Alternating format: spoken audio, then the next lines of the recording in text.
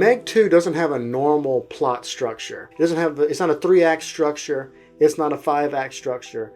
It just has two halves. There's the first half of the movie, then there's the second half of the movie. There's not much of a story here either. It doesn't really have one. Not really. There's just scenes that lead into other scenes that lead into other scenes.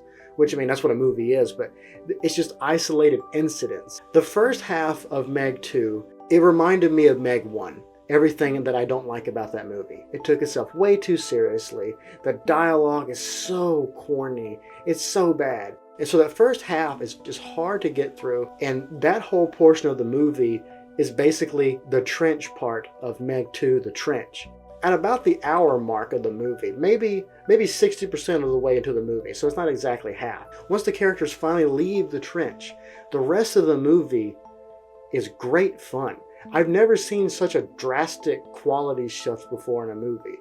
I mean, the jokes start to land, the characters start to almost make fun of their situation, and so it felt more like a B movie. It felt more like a Sharknado.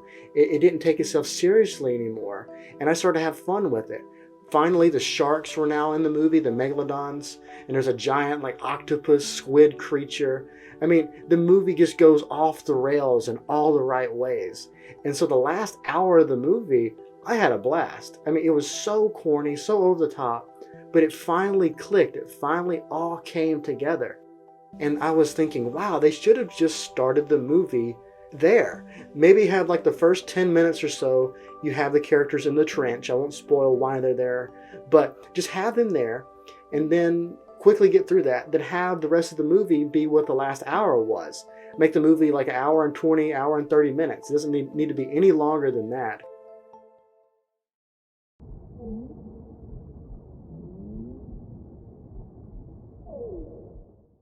I'm a big Jason Statham fan. I like what he brings to the table. When you go see a Statham film, you pretty much know what he's going to give you, but it's always entertaining. Like, he's not a bad actor. I like him. I like his physicality. I like how they turned his character in MEG 2.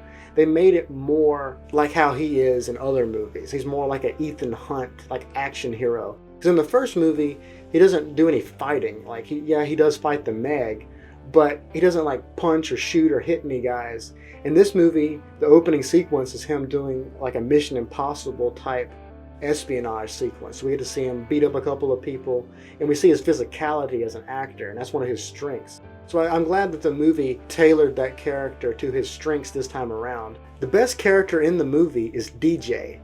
He's a character from the first movie that didn't have much to do, but in this one, that actor just kills it. His name is Paige Kennedy, and he knows exactly the type of movie he's in. I liked every scene he was in. He's funny.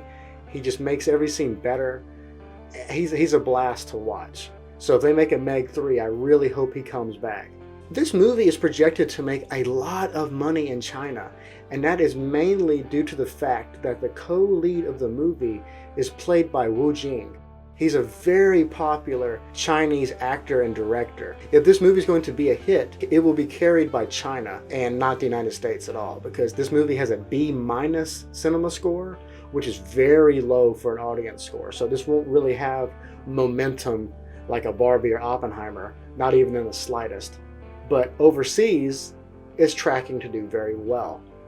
I thought Wu Jing did a good job, especially in the second half. They didn't utilize his comedic abilities in the first half of the movie, but I don't blame him for that, because in the second half of the movie, he just comes to life. He's funny, he's charming in the scenes that he's in. You can tell he's really good at physical comedy as well. So I liked him in the second half of the movie, and I was just confused why in the first half, he's just sort of there. The movie doesn't help him at all.